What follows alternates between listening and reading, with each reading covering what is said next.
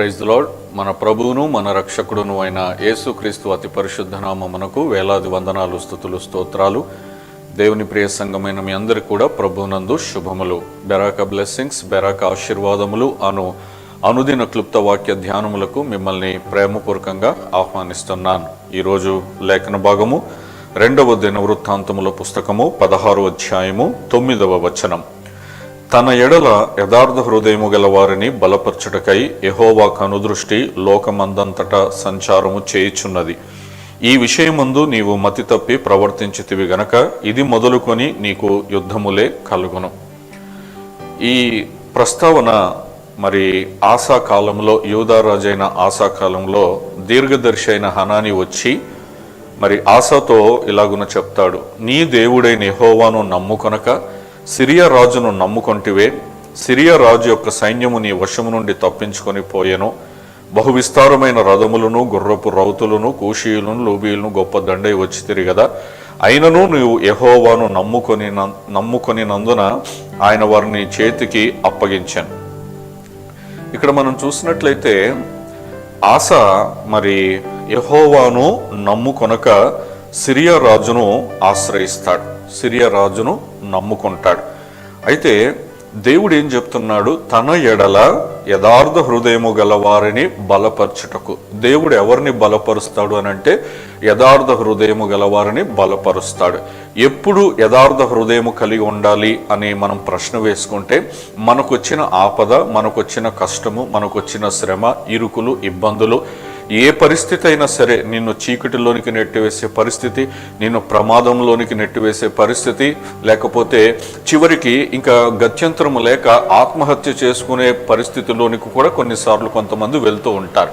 అలాంటి సందర్భంలో మనము చేయవలసిన పని ఏమిటి అని అంటే దేవుణ్ణి నమ్ముకోవాలి. ఇది చాలా ప్రాముఖ్యమైన విషయం. మనకున్న శ్రమల్లో, మనకున్న ఇబ్బందుల్లో దేవుణ్ణి నమ్ముకొనుటే యథార్థత. ఇక్కడ ఆసా విషయంలో యథార్థత గురించి చెబుతున్నాడు. దేవుడు ఏం చేస్తున్నాడంట?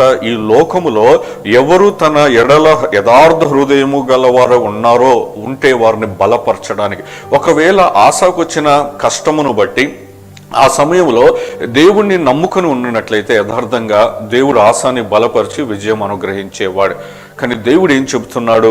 మరి దీర్ఘదర్శి అయిన హనానీ ద్వారా నీవు ఈ విషయం మందు మతి తప్పి ప్రవర్తించితివి గనుక ఇది మొదలుకొని నీకు యుద్ధములే అని అంటున్నాడు. మనము కూడా ఆశా స్థానంలో చాలాసార్లు ఉండొచ్చు. ఒకవేళ ఆశ ఒకసారి ఉన్నాడేమో, కానీ మనము చాలాసార్లు ఉండొచ్చు. మనకున్న వ్యతిరేకమైన పరిస్థితుల్లో, ఇరుకుల్లో, ఇబ్బందుల్లో దేవుణ్ణి నమ్మకుండా, దేవుణ్ణి ఆశ్రయించకుండా, దేవుని దగ్గర విచారణ చేయకుండా, మన కళ్ళ ఎదుట మనలాగే నశించిపోయే మనుషులను, లేకపోతే కొద్ది కాలం ఉండే అధికారులను, లేదంటే కొద్ది కాలం ఉండే డబ్బును మనం నమ్ముకుంటున్నామేమో. అది యథార్థత కాదు. ఏమిటి యథార్థత అంటే, నీ క్లిష్ట పరిస్థితుల్లో నువ్వు దేవుణ్ణి ఆశ్రయించాలి, దేవుని దగ్గర విచారణ చేయాలి, దేవుణ్ణి నమ్ముకోవాలి. అప్పుడే దేవుడు మనల్ని బలపరుస్తాడు. ఇదిగో నా బిడ్డ నా దగ్గరకు వచ్చి నన్ను నమ్ముకున్నాడని తండ్రి అయిన దేవుడు సంతోషించి మనల్ని బలపరిచి, మనకున్న పరిస్థితుల్లో నుండి, విపత్కర పరిస్థితుల్లో నుండి విడుదల కలిగించి దేవుడు మనల్ని విజయం అనుగ్రహిస్తాడు. కాబట్టి ఈరోజు ఈ మాటలు వింటున్న నీవు ఏ పరిస్థితుల్లో ఉన్నావో నాకు తెలియదు, కానీ నీకు ఒకవేళ శ్రమ ఉంటే, ఇరుకుంటే, ఇబ్బంది ఉంటే, కష్టం ఉంటే, నీవు ఆ శ్రమను కాదు, లోకాన్ని కాదు, నిన్ను సృష్టించిన సృష్టికర్తను నమ్ము. యథార్థముగా ఆయన దగ్గరకు వచ్చి ఆయన సహాయం వేడుకో. ఆయన నీకు జయమును అనుగ్రహిస్తాడు, బలమును అనుగ్రహిస్తాడు. అటువంటి కృప ఈ దినము దేవుడు మనందరికీ దయచేయును గాక.